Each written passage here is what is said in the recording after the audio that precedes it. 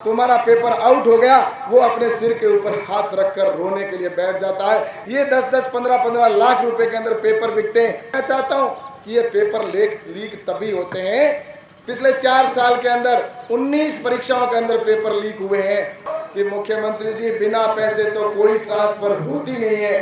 तब मुझे लगता है कि राजस्थान में भ्रष्टाचार का अड्डा ये राजस्थान बना हुआ है। हर घर में नल जल योजना हो। आदरणीय प्रधानमंत्री जी ने लक्ष्य लिया कि 2024 तक मेरे देश का ऐसा कोई घर नहीं हो जिस घर में पानी की समस्या हो या किसी प्रकार की लाइट की समस्या हो, हर घर में लाइट पहुंचे, ऐसी योजना बनाई। और बात करते पानी की तो प्रधानमंत्री जी नरेंद्र मोदी जी ने इस राजस्थान को 29,000 करोड़ रुपए का बजट का प्रावधान किया है। 29,000 करोड़ रुपए हिंदुस्तान में सबसे ज्यादा किसी राज्य को अगर पैसा दिया तो वो दिया है राजस्थान को। लेकिन राजस्थान का अगर पानी का आंकड़ा देखा जाए नल कनेक्शन के अंदर तो 31 प्रदेशों के अंदर जो पानी का काम चल रहा है उसमें सबसे नीचे यानी कि 29वें नंबर पर राजस्थान की सरकार का काम चल रहा है, जहां पैसा देने लेने में सबसे पहले नंबर पर रखा। क्योंकि जल शक्ति मंत्री आदरणीय गजेंद्र सिंह जी हमारे यहाँ पर है, उन्होंने कहा कि राजस्थान को सबसे ज्यादा पैसा देने की आवश्यकता है क्योंकि राजस्थान के लोगों ने पानी के लिए बहुत संकट देखा। लेकिन पानी के कनेक्शन की बात करते तो पैसा देने के बावजूद भी अभी कई जगह पर टेंडर भी नहीं हुए। और इसके पीछे उद्देश्य है कि अगर पानी पहुंच गया तो इसका क्रेडिट है वो नरेंद्र मोदी जी को मिल जाएगा। इस तरह से एक तरफ नरेंद्र मोदी जी भारत को विकसित राष्ट्र बनाना चाहते हैं, लेकिन ये लोग इस प्रदेश को गर्त में डालने का काम कर रहे हैं। आज मैं आपको यहाँ पर बड़ी ईमानदारी के साथ में कहना चाहता हूँ कि इस राजस्थान के अंदर जिस तरह से मुझसे पूर्व वक्ताओं ने बताया कि इस राजस्थान के अंदर हालात किस तरह से इन्होंने बद से बदतर कर दिए। क्राइम के बारे में भी आपको बताया होगा। आपको जिस तरह से यहाँ पर कब कौन सी घटना हो जाए कोई पता नहीं चलता। राजस्थान के अंदर मैं आपको कहना चाहता हूँ कि आज जिस तरह से क्राइम के अंदर 1 नंबर पर है, आज हमारी बहन बेटियां हैं वो सुरक्षित नहीं है। कभी भी आप देखते हो तो अखबार के अंदर मुख्य न्यूज आती है तो हमारी बहन बेटियों के साथ में गैंग रेप की घटना होती है। मर्डर की बात करें तो हिंदुस्तान इस राजस्थान में लगभग 7,000 के आसपास मर्डर हो गए और जो मर्डर करने वाले खुलेआम घूमते हैं। इस तरह से राजस्थान के अंदर जंगल राज जो बना हुआ है, इस जंगल राज की अगर स्थिति देखें तो एक समय जो सबसे शांत प्रदेश अगर कोई कहा जाता था तो मेरे राजस्थान को कहा जाता था। राजस्थान में लोग बाहर से आते थे कि सबसे शांत प्रदेश है, वहां जाकर हम राजस्थान में जाएं। राजस्थान का कल्चर, राजस्थान की संस्कृति है, निश्चित रूप से उसके वहां के लोग जो जिस तरह के एक सरल व्यक्तित्व के हैं। लेकिन उसी राजस्थान की आज स्थिति यह है कि सबसे ज्यादा क्राइम वाला प्रदेश बना दिया इन लोगों ने पिछले 4 साल के अंदर। आपको बताना चाहता हूं कि आज गुजरात हमारा जो पड़ोस का प्रदेश है, कभी एक समय था गुजरात हमारे क्राइम के अंदर सबसे अव्वल था। गुजरात के अंदर इस तरह की स्थितियां थी कि कभी भी कर्फ्यू लग जाते थे, कभी दंगे होते थे, कभी गुजरात के अहमदाबाद में, कभी सूरत में, कभी बड़ौदा के अंदर।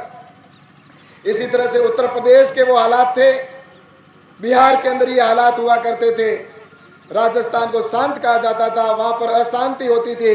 लेकिन आज मैं कहना चाहता हूं कि जब से गुजरात की कमान नरेंद्र मोदी जी ने मुख्यमंत्री के रूप में संभाली तो गुजरात में किसी दंगाई की औकात नहीं है कि कोई जाकर वहां पर दंगा कर ले। आज गुजरात सबसे शांत प्रदेशों में आता है क्योंकि हमारे प्रवासी भाई भी वहां अगर कोई बिजनेस करने के लिए या कोई धंधा करने के लिए भी जाना चाहता है तो सबसे पहले किसी प्रदेश को पसंद करता है तो वो गुजरात को पसंद करता है। और ऐसे ही उत्तर प्रदेश के हालात थे। लेकिन आपने देखा होगा योगी जी के मुख्यमंत्री बनने के बाद अब यूपी के अंदर भी आज जिस तरह से शांति हो गई और जो भी कोई अगर फन उठाने का कोशिश करता है तो उसके ऊपर बुलडोजर चला दिया जाता है। इस तरह से स्थिति बनी है। तो लेकिन राजस्थान के अंदर आज भू माफिया सरकार चला रहे हैं, बजरी माफिया सरकार चला रहे हैं। और यहाँ पर जिस तरह से जो स्थिति है आप देख रहे हैं कि यहाँ पर जिस तरह से तुष्टीकरण की नीति के तहत किसी भी प्रदेश जिले के अंदर कब कर्फ्यू लग जाए, कब किसी बहन के साथ अत्याचार हो जाए, कब कौन सी घटना हो जाए, आज यहाँ पर भी दंगे हो जाते हैं। और दंगों के अंदर भी उनको गिरफ्तार किया जाता है जो मुलजिम नहीं है। उनको गिरफ्तार किया जाता है और मुलजिमों को खुले आम छोड़ दिया जाता है। और उसी वजह से कन्हैया लाल जैसे दर्जी की भी खुले आम दिन दहाड़े हत्या हो जाती है।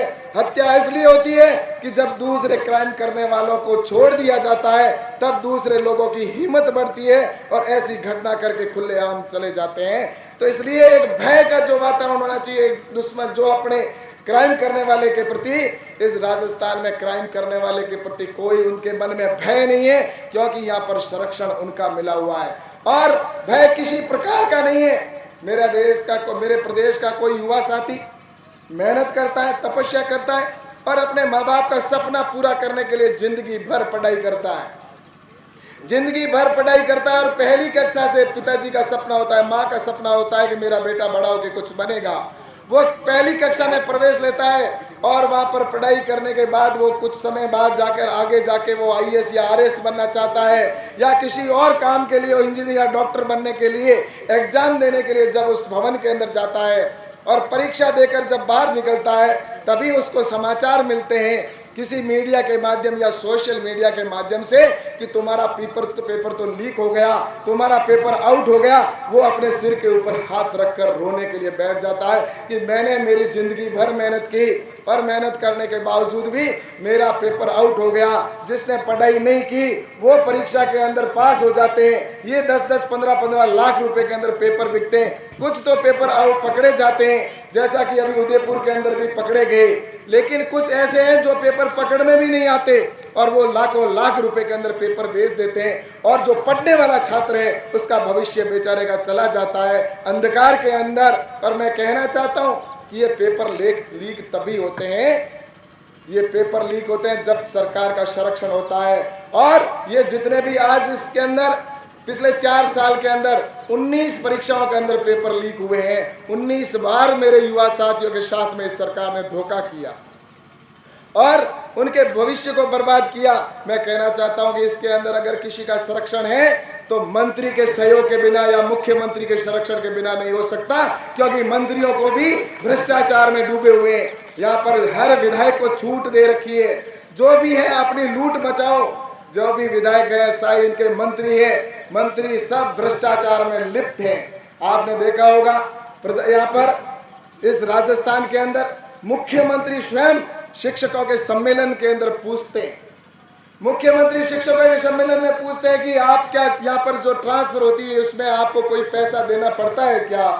वो अपनी क्रेडिट लेने के लिए पूछता है कि हाँ मेरे राज्य के अंदर कोई पैसे का लेना देन नहीं होता। लेकिन आपने देखा होगा कि यहीं के अपने यहाँ के प्रत्यक्ष यहाँ के विधायक और उस समय के मंत्री, उनके सामने जिस तरह से विधायक खुलकर वाके जो अध्यापक है वो खुल के कहते हैं मुख्यमंत्री को कि मुख्यमंत्री जी बिना पैसे तो कोई ट्रांसफर होती नहीं है। और ऐसे समय में अशोक जी गहलोत हंसते हैं और दांत निकालकर जिस तरह से करते हैं, हमें तो शर्म आती है कि एक मुख्यमंत्री के सामने इस तरह से कहा जाता है और उसके बाद में भी उसको हंसी मजाक में बात को निकाल देते हैं या टालने की कोशिश करते हैं। तब मुझे लगता है कि राजस्थान में भ्रष्टाचार का अड्डा ये राजस्थान बना हुआ है। कोई भी व्यक्ति किसी भी प्रकार का, किसी भी चाहे नगर पालिका में जाता है तो पैसे के बगैर काम नहीं होता, किसी भी अगर अधिकारी के पास में जाता है तो पैसे के बगैर काम नहीं होता। और इस तरह से राजस्थान के अंदर लूट मचा रखी है। और इस लूट के अंदर आपने देखा होगा कि ये लोग राजस्थान को लूटने का काम कर रहे हैं, किसानों के साथ भी इसी तरह का व्यवहार कर रहे हैं, युवाओं के साथ भी इन्होंने धोखा किया। युवाओं से कहा था हम इनको 3500 रुपये बेरोजगारी भत्ता देंगे, लेकिन उन्होंने 1 रुपया भी युवाओं को बेरोजगारी भत्ते के रूप में कभी दिया नहीं। उनके साथ में धोखा किया। किसानों को कहा था हम संपूर्ण कर्जा किसानों का माफ करेंगे, लेकिन किसानों का संपूर्ण कर्जा माफ हुआ नहीं। मैं आपको बताना चाहता हूं कि आज उन्होंने किसानों के लिए जो बात करने वाले कि हम किसानों का कर्जा भी माफ करेंगे, लाइट 24 घंटा देंगे, लेकिन गांव शहरों में भी लाइट नहीं मिलती। किसानों से वादा किया था कि हम 8 घंटा लाइट देंगे, लेकिन लाइट 3 घंटे या 4 घंटे मिलती, वो भी ट्रिपिंग के साथ मिलती है।